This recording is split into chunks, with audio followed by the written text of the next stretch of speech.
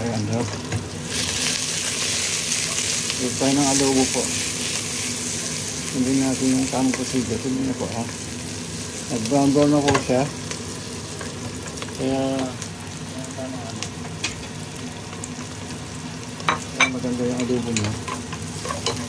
Ayan po. May ginger garlic onion po yung nalo ko ha. Brown brown na po siya.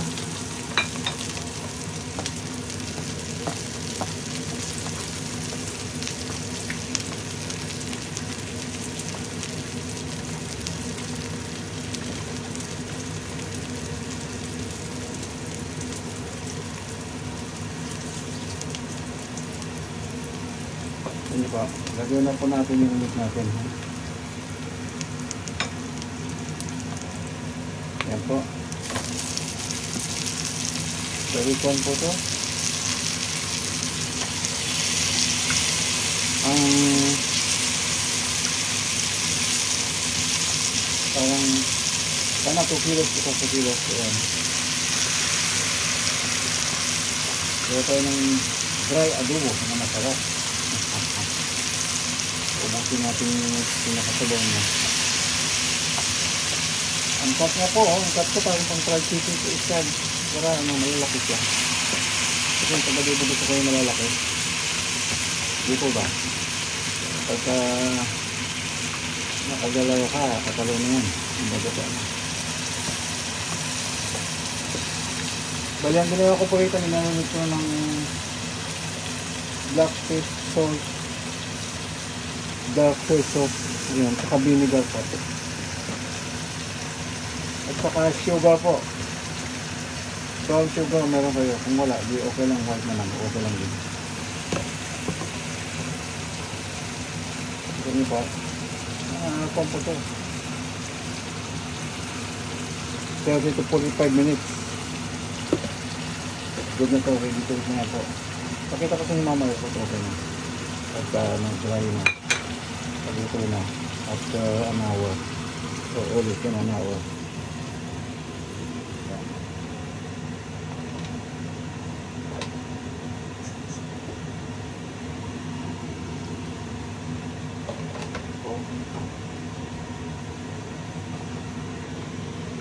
Ini po, yan.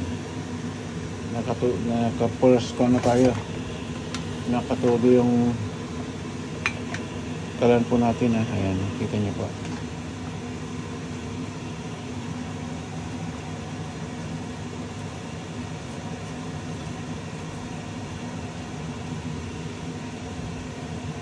Isa naglalagay pa ako ng pagsigan.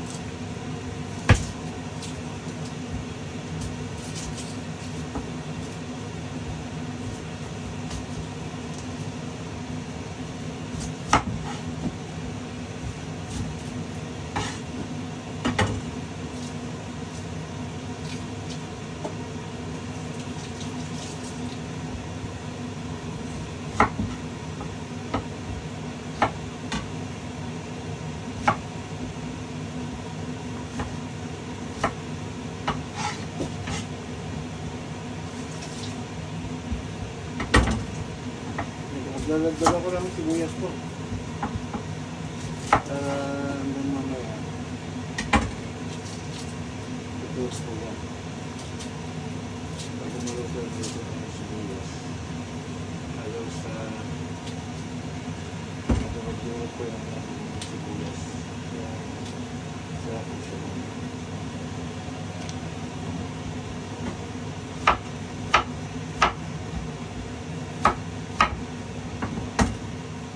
Kaya gawa ko po mga parang 1 cup na lang.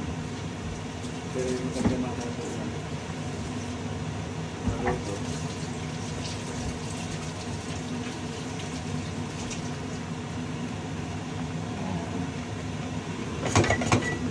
Ito nyo po. So mamaya pa natin makikita ng tamang po niya na. Ayan, pinagabigan na. Mamaya pakita ko sa inyo pagluto na magandang umaga sa ating lahat po. Magandang pangalan sa Pilipinas.